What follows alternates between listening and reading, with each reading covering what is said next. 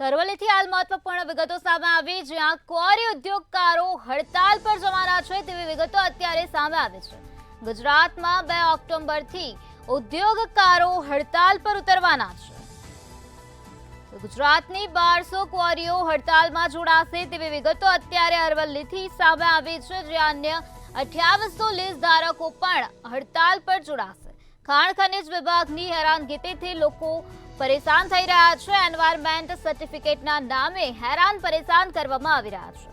ખાડા તેમજ સ્ટોક માપણીના નામે પણ હેરાનગતિ થાય છે। તો ખાણ ખનિજની હેરાનગતિથી 60% ઉદ્યોગો બંધ થયા છે। અલગ અલગ મુદ્દા ઉભા કરીને હેરાન કરવામાં આવે છે તેવું પ્રમુખનું નિવેદન અત્યારે સામે આવ્યું છે। તો એટીઆર અને રોયલ્ટી પેપર આપવાના બંધ કર્યા, શરત ભંગ હોય તો અમે દંડ ભરવા તૈયાર છીએ।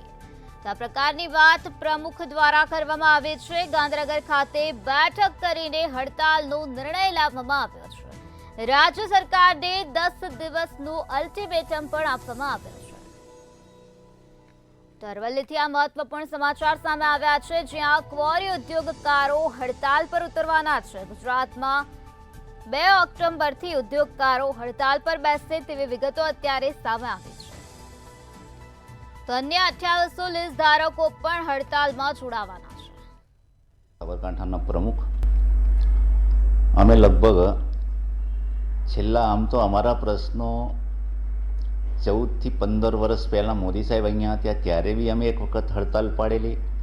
એના પછી વિજય રૂપાણી સાહેબ હતા એ વખત બી હડતાલ પાડેલી, અને ભૂપેન્દ્ર પટેલ સાહેબમાં પણ એક વખત હડતાલ પાડેલી। દર વખતે અમને વિવિધ પ્રકારની સમિતિઓ બનાવીને તમારા પ્રશ્નો ખરેખર જેન્યુઅન છે ને અમે સોલ્વ કરી આપીશું એવી બાંહેધરી દરેક વખતે લેખિતમાં કમિશનર સાહેબની સહી સાથે અમને આપવામાં આવેલ। છેલ્લી હડતાલ અમારી 2022માં થયેલી, તેનું લખાણ બી અમારી જોડે કમ્પ્લીટ કમિશનર અને બીજા અધિકારીઓની સહી સાથેનું છે, છતાં આજ દિવસ સુધી એક પણ મુદ્દાનો ઉકેલ લાવવામાં આવ્યો નથી। અને તે ઉપરાંત નવા વિવિધ મુદ્દા અકારણ કોઈ કારણસર વગર ઊભા કરી અને અમારા ધંધા રોજગારને ખૂબ જ હેરાન અને પરેશાન કરવામાં આવી રહ્યો છે। હાલમાં એન્વાયરમેન્ટ ક્લિયરન્સ સર્ટિફિકેટ જે 2014થી લેવાના હતા એ અમે બધાએ લઈ લીધેલા છે। ક્યાંક નવી લીજો લેવાની હશે, એમાં બાકી હશે 1-2%, પણ એ બધામાં હવે એવો લગભગ 4 કે 6 મહિના પહેલાં એવી ગાઈડલાઈન કે આ લોકોએ અમને એનજીટી તરફથી આપવામાં આવી છે, અને તમે સર્ટિફિકેટ લીધેલા હોવા છતાં પણ તમે વધારાનું કામ કર્યું છે, એમાં ખરેખર તો શરત ભંગ કદાચ અમે ક્યાંક કરી હોય તો 10,000નો રૂલ છે શરત ભંગનો, એ લઈ અને અમને ચાલુ રાખવા દેવા જોઈએ।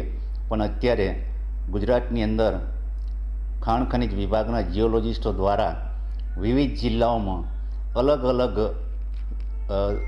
ટાઈપના નિયમોનું અમલવારી કરી અને લગભગ 60% જેવી ક્વોરીઓના એટીઆર અને રોયલ્ટી પેપર આપવાના બંધ કરેલ છે। એટલે અમે બાકીના રહેતા પણ 30-40% જે ક્વોરી ઉદ્યોગકારો છે એ ગઈકાલે ગાંધીનગર ખાતે એક મિટિંગનું આયોજન કરી અને 3 મહિના પહેલાં આ મુદ્દે અમે માનનીય મુખ્યમંત્રી સાહેબને 5 થી 6 વખત વિવિધ સંગઠનો અમારા ધારાસભ્યો અને એમપી સાથે મળેલા। એમણે આશ્વાસન આપેલું કે તમારા મુદ્દાનો ત્વરિત રીતે અમે ઉકેલ લાવી આપીશું, પણ હજુ સુધી કોઈ ઉકેલ આવ્યો નથી।